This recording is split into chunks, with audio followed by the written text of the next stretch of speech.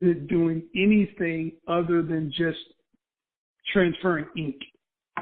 Yeah. And Okay. in the extruder, you're pressing and stretching and doing all this other stuff Yeah. that actually slows you down.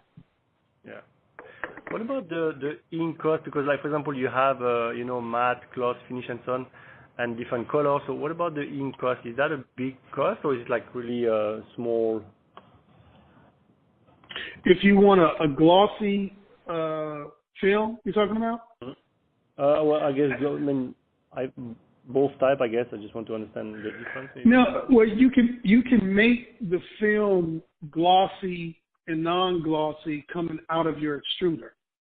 Now, if you want it to be ultra shiny and you want to do a screen print or an inlay, that gets costly on a per application basis, but it's doable.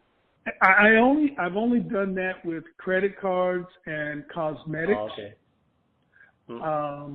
Most of the stuff, like if you think of a juice Capri Sun, a juice pack, those pouches, those are already made from an aluminum base, and or it's made from film that has additives in it that gives it that shine, and then you can treat it after you flatten it with different types of substrates that will allow it to be more shiny or look more metal. So you don't have to screen print that unless you just absolutely want to. Okay. What about, so if you want to, just for a second, like if you talk about metallized film, like for the bag of chips or something like this, is that a different line where you combine essentially the plastic film with the metal film? It's not a. I'm trying to think. When I was at Frito, I don't remember them doing it in two different lines, but you can do it with a blown film line, and you can put the aluminum, the metallized look on the inside or the last extruder, and you can get that look. So it's a roll essentially. You basically buy a roll of aluminized film or aluminum, or I guess aluminum, and then you just put it in the line, and then you just put it where.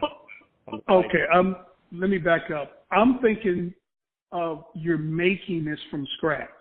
Now, if you're going to go buy this film, then yeah, you're gonna take two films and you're going to have to heat it and put it into a roll stack and then pinch it.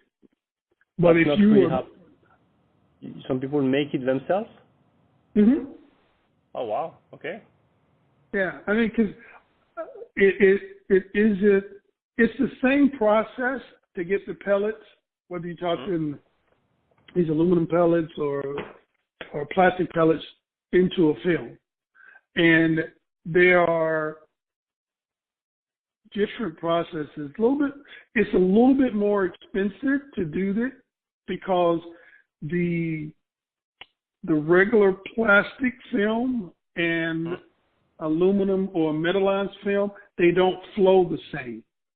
Yeah. So if you were trying to do that, you probably end up with two different extruders and then putting them together in the die and getting an A and a B side on your die. And what the die does is bring those two together at probably 300 and something degrees, where they will start to chemically bond, and then press them out.